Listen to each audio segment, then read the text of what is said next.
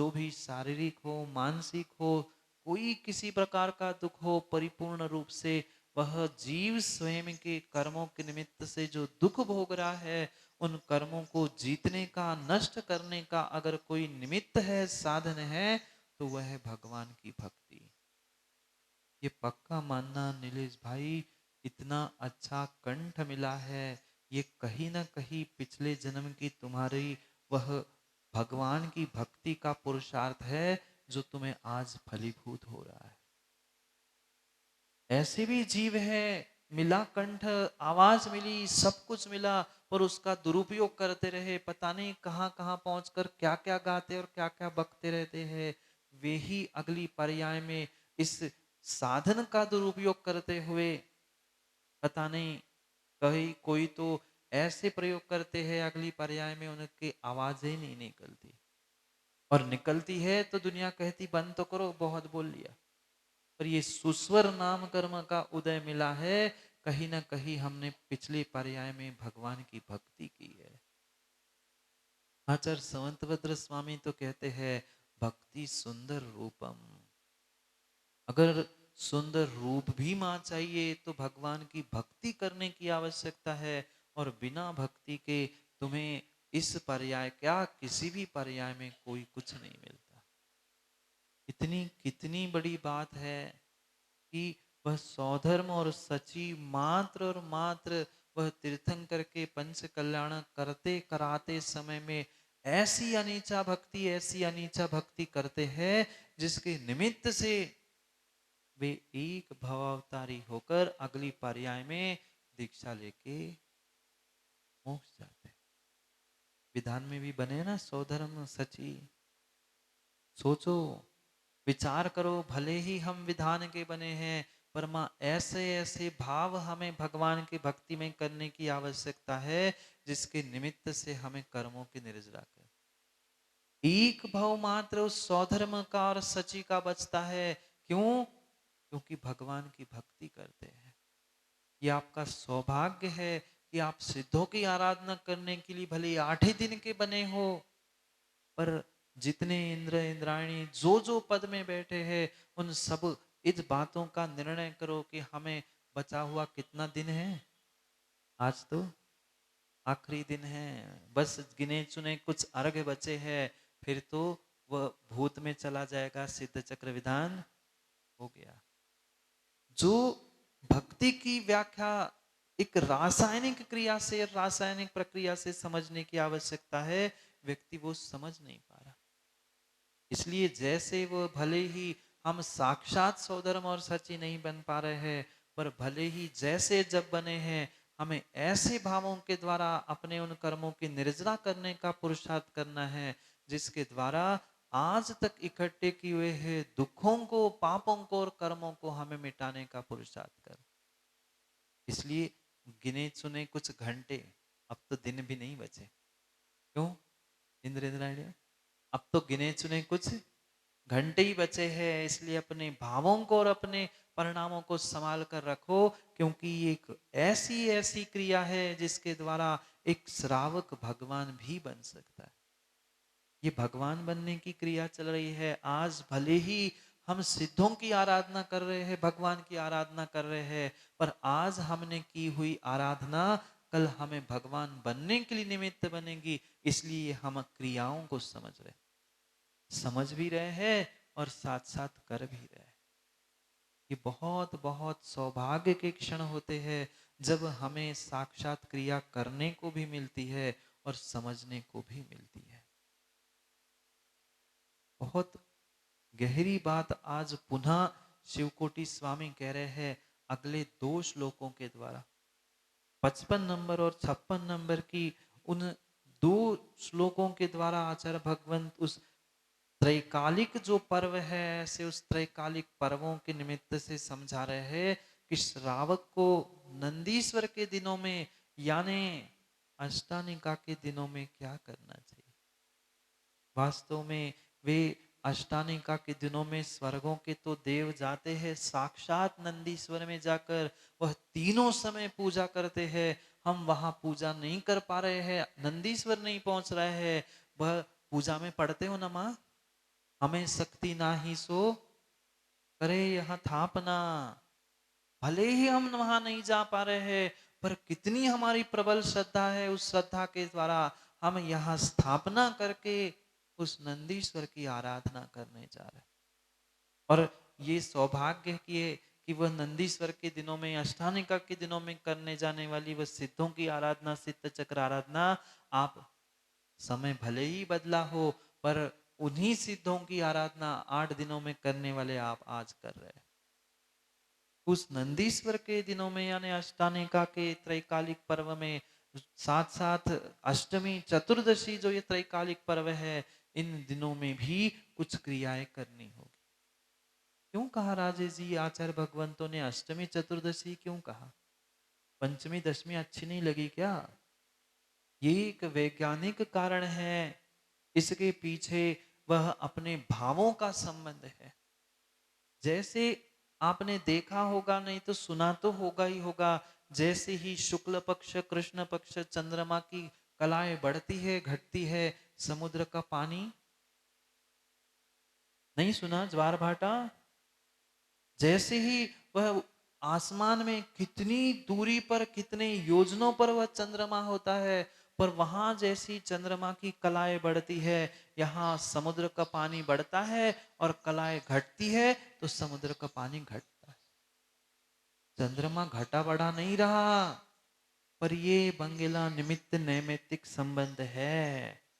कितने कोस दूर, योजनों दूर वह चंद्रमा है, पर उसकी कलाएं बढ़ते घटते ही यहाँ वह समुद्र में ज्वार भाटा आते हैं, कम ज्यादा पानी होता है। क्यों? क्योंकि वो निमित्त नैमित्तिक संबंध है। ऐसा ही परमात्मा का हमारा और इन पर्व के दिनों का हमारे परिणामों के साथ निमित्त नैमित्तिक संबंध होता है। आज तक भारत में, विश्व में जितनी जितनी बड़ी बड़ी आपदाएं सबके सामने पहुंची है, आप उसका अगर ओरिजिन निकालोगे, प्रारंभ निकालोगे, तो कहीं ना कहीं तुम्हें अष्टमी चतुर्दशी के दिन या उसके आगे पीछे के दिन ही मिलेंगे। क्यों आचार्य भगवंतों ने इन 3 दिनों में प्रोषद की व्याख्या की? माँ प्रोषद उपवास जानते हैं ना? अष्टमी चतुर्दशी के दिन उपवास, और उसके एक दिन पहले एकासन, दूसरे दिन पहले बाद एकासन, ये प्रोषद उपवास कहलाता है। ये अष्टमी चतुर्दशी के दिन क्यों कहा? अन्य दिनों में भी कह सकते थे, पर जैसे उस चंद्रमा की कला के अनुसार वह समुद्र के पानी में परिणमन, बदलाव, कम ज्यादापन होता है, ऐसे ही जीवों के भी परिणाम उस दिनों में बदलते हैं। और इन्हीं कारणों से अष्टमी हो, चतुर्दशी हो, इनको पर्व के दिनों में रखते हुए जीवों को संयमित होने की व्याख्या की है। क्यों कहा व्रत धारण करो, एकासन करो, उपवास करो? एकासन उपवास करने से शरीर में वह जो अनावश्यक रूप से ऊर्जा बन रही थी, शक्ति बन रही थी, वह थोड़ी सी शक्ति कम होगी, भोजन का संयम हो जाएगा, साथ साथ सभी इंद्रियां संयमित हो जाएगी। इसलिए आचार्य भगवंतों ने ये व्यवस्था बनाई। और इसी कारण से ये त्रैकालिक पर्व कहे गए। चाहे अष्टमी हो, चतुर्दशी हो, प्रत्येक वह जो सम्यक दृष्टि देव है, वह अकृत्रिम जिन बिंब और जिन चैत्यालय में पहुंचकर भगवान की पूजा आराधना करते। और वर्तमान के ऐसे जैन साहब हो गए हैं कि उनको तो महीने में अष्टमी और चतुर्दशी कितनी बार आती वो भी नहीं पता है। हाँ, ऐसे भी जीव है। अष्टमी होती क्या है, कब आती है, देखना भी नहीं पता, और क्या होता है वो भी नहीं पता। कैसे काम बनेगा? इन कारणों को और क्रियाओं को समझने की आवश्यकता है, जो आचार्य भगवंतों ने समझाया है कि ये विशेष दिन है, क्योंकि विशेष दिनों में विशेष क्रिया करने का विशेष फल मिलता है। वैसे रोज कितनी ही माँ मिठाई बन के खाना और खिलाना, पर जो दिवाली के दिन में मिठाई खाने का आनंद आता है वो अलग ही होता है। क्यों?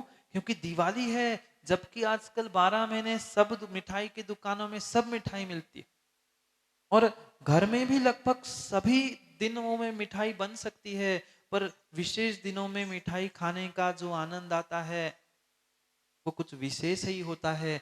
जैसे किसी बालक को आज के दृष्टांत से समझे, वैसे तो वो कभी भी भानु केक खा ले, केक जो खाते ना आप लोग, भले ही बाजार का नहीं, घर का ऐसे ही, पर जो खा रहे हैं वह बर्थडे के दिन खाए तो वही और मीठा लगता है। वही लड्डू दिवाली के दिन खाए तो और स्वाद आता है। जैसे इनका संबंध है, ऐसे ही जीवों का इन दिनों के परिणामों से संबंध होता है। इसलिए इन दिनों की विशेष व्याख्या की।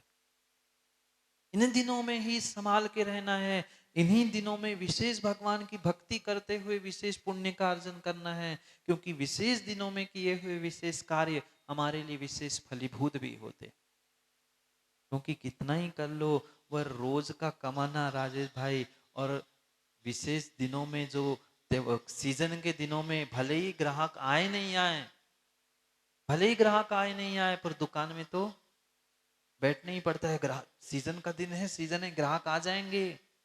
ऐसे ही ये जो विशेष दिन कहे, ये सीजन के दिन है, पर कैसा सीजन? पुण्य कमाने का, धन कमाने का नहीं। पुण्य कमाने का सीजन है, ये त्रैकालिक सीजन है। ये साल में, महीने में जितने अष्टमी, चतुर्दशी, अष्टानिका, पर्युषण पर्व आदि आते हैं, उन सभी दिनों में विशेष विशेष भक्ति करनी चाहिए। क्योंकि जितनी जितनी अनादि काल से वह हमारे भीतर पाप कर्म भरे हुए हैं, उसको निकालने की किसी के भीतर शक्ति है, तो भगवान की भक्ति में है। ये मत कह देना बंगेला जी, वो भगवान तो पत्थर के है, वो क्या करेंगे? गुरु तो इतने दूर बैठे, ये जिनवाणी कागज की है, वो क्या करेगी? ये भीतर का निमित्त नैमित्तिक श्रद्धा का संबंध है। जो तुम्हारी श्रद्धा भक्ति जितनी अच्छी होगी, उतनी ही तुम्हारे वह कर्मों की निर्जरा प्रचुर मात्रा में होगी, उतनी अधिक तुम्हारी कर्मों की निर्जरा होगी। और उस कर्मों की निर्जरा को प्राप्त करने के लिए ही सतत पुरुषार्थ भक्ति का भी करना। और उन भक्ति के निमित्त से ही आचार्य भगवान समझा रहे हैं कि कौन से दिन कैसी भक्ति करके हम विशेष विशेष कर्मों की निर्जरा कर सकते। उन विशेष कर्मों की निर्जरा करने के लिए विशेष दिनों में विशेष भक्तियों का व्याख्यान किया है। क्योंकि विशेष कार्य विशेष दिन में ही किए जाते हैं। आज भले ही बहुत सारी क्रियाएं सामान्य हो गई मनोज भाई, पर विशेष दिनों में उसका कार्य करने का, क्योंकि देखना सिद्ध चक्र विधान भी लगभग अष्टानिका में ही क्यों किए जाते हैं? ऐसा कहते हैं उसका विशेष फल मिलता है। समय नहीं है, हम आगे पीछे कर लेते हैं, वह भिन्न विषय है, पर विशेष दिनों में विशेष फल भी मिलता है।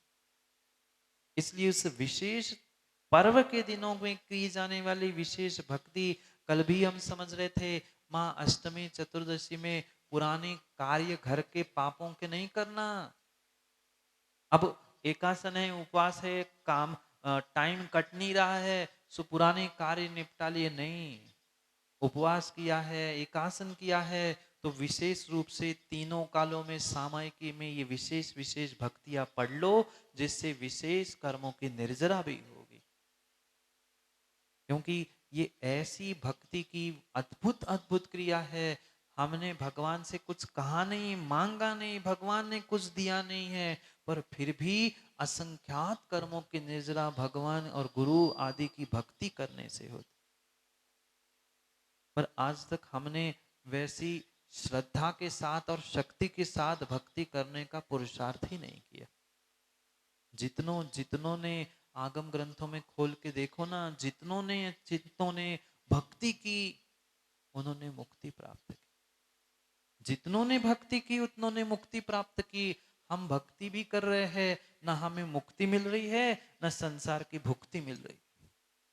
संसार की भुक्ति यानी संसार के सुख और संसारातीत होने के भी सुख अगर किसी से मिलेंगे तो भक्ति से मिलेंगे। इसलिए भक्तियों की व्याख्या कर रहे हैं कि रोज किसकी किसकी भक्ति करना है, विशेष दिनों में कौन सी भक्ति करना है, जिससे हमारे पाप कर्मों की निर्जरा हो।